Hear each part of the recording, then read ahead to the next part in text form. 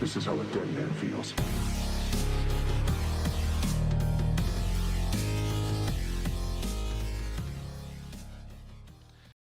Hey and welcome to this video about the new fire weapon, the GreatSword Solar Tether. Let's take a look at this new weapon that has been released just at the same time as Lucia, but has been designed for Koi.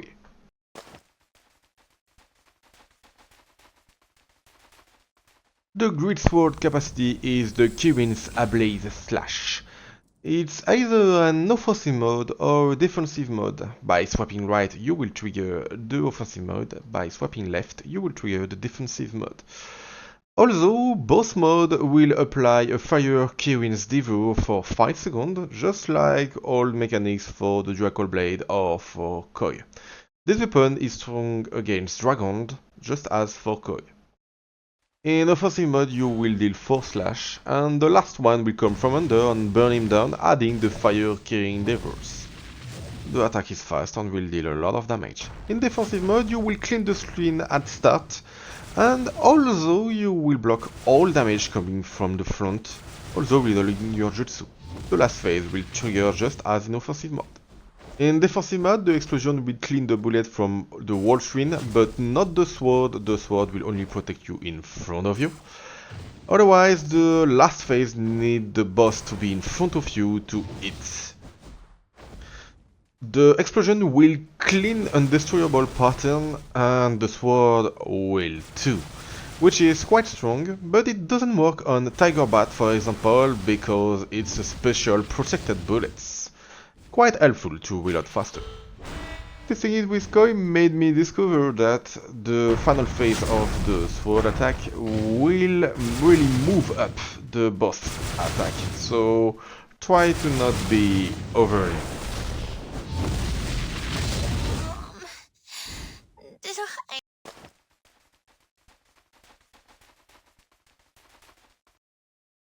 The Limit Break 1 will add a final explosion at the last phase of the sword.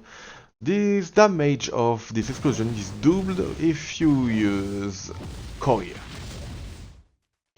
In defensive mode, this explosion also is present. The Limit Break 2, 4 and 5 are as usual, so there is nothing that will change in their improvement, even if they are really important. The Limit Break 3 will bring some additional damage for offensive mode, improving the fire Kirin Devour state by 3 seconds for regular ninja and 6 seconds for Koi. The most important thing is the defensive mode that will be improved by 0.5 seconds for regular ninja and 1 second for Koi, which we want if we want to reload more jutsu with the defensive mode.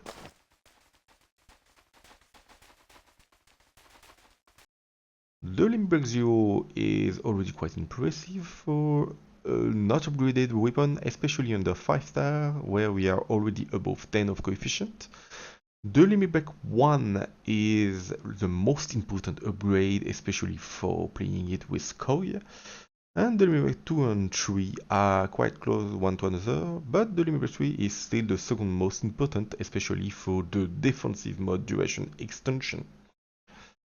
The Limit Break 4 is a quite huge upgrade for the damage, above 15 for Koi, and we go up to more than 16 for the Limit Break 5, which is the first time we reach this coefficient, especially as a medium coefficient. If you compare to a latest release weapon, we can see that we are above all of them.